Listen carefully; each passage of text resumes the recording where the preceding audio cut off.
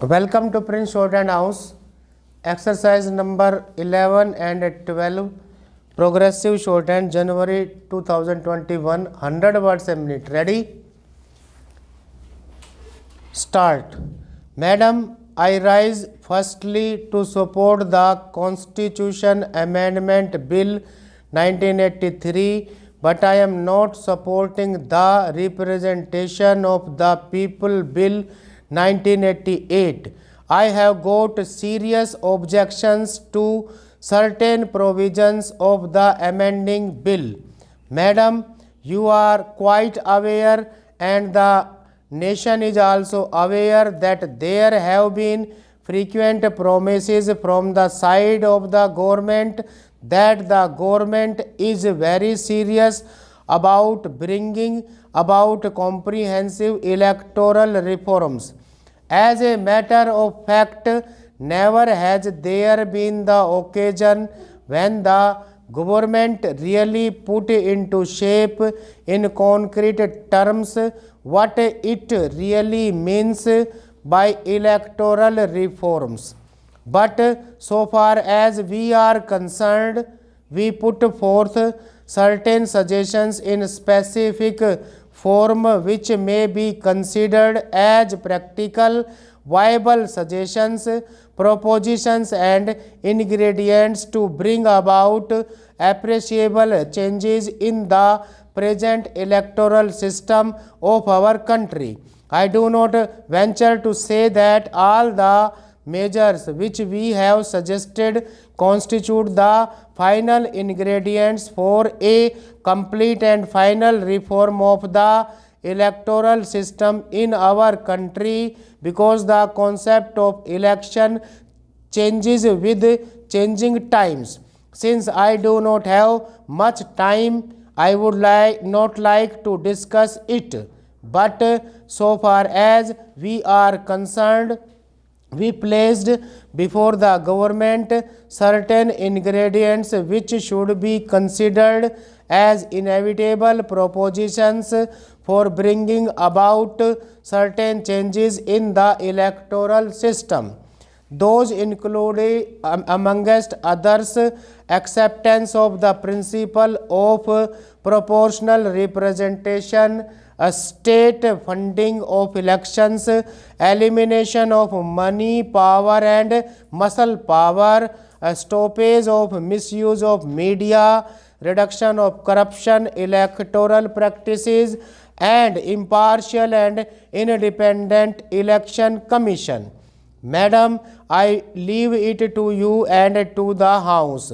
There was commonality of views in these items. On certain items, even the Congress party also expressed its commonness in their view. But please find out which of these components have formed a part of the present bill bearing 1 and 2. Anyway, at this stage, I want to say something about the comments made by my friend, particularly in regard to proportional representation in India. He has a misconceived idea, and he is ignorant of the electoral history of this country. Number one, is it a fact that always the Muslims votes for the Muslims, or that always the Hindus votes for the Hindus? Had it been the case, I think many of us would have seen the chamber of this house, either this or that. Exercise number 12. Large number of people, I think majority of the people are still not infected by communal ideas. There are very much secular so far as they exercise their voting right. But here, once you accept the principle of proportional representation in our electoral system, you are encouraging communal forces. You are dividing India communally. I do not find any rational in this idea. If we have to accept this, then, Madam Deputy Chairman, then you have to negate the history of your party. The Congress party did not get the votes of a particular section or a particular community. People voted for the Congress party on secular ideas, not on communal ideas. Therefore, it is not that idea. If that idea is there, I think it needs severe condemnation. It is you who encourage communal feelings in the electoral processes. My friend has rightly pointed out that the concept of proportional representation is based on arithmetic might.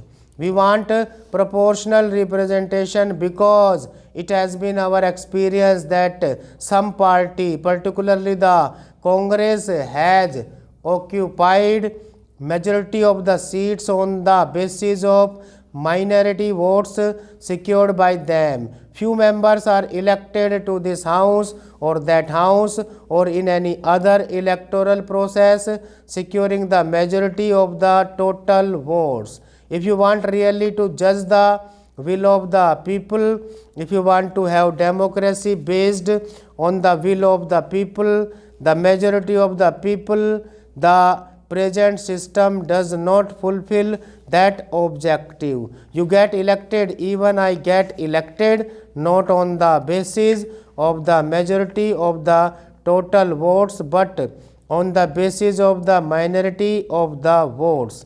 I think everybody will agree that this cannot be a sound principle of democracy. I don't say that there may be means and modes of proportional representations. There cannot be a cut and dried mode of proportional representation. What we want is that the government should accept the principle of proportional representation so that there can be reflection of the people's will proportionately. Therefore, I am rather very much disappointed with the comments made by my friend. Please allow me to make this comment. As a matter of fact, there are not at all electoral reforms. It is rather a caricature of reforms. On the other hand, this amending bill puts certain impediments on political parties in our country. I would give only two examples. One is registration. You will find there are lots of information to be given by a political party to the commission, and the political party will bound to furnish that information to the election commission. Stop.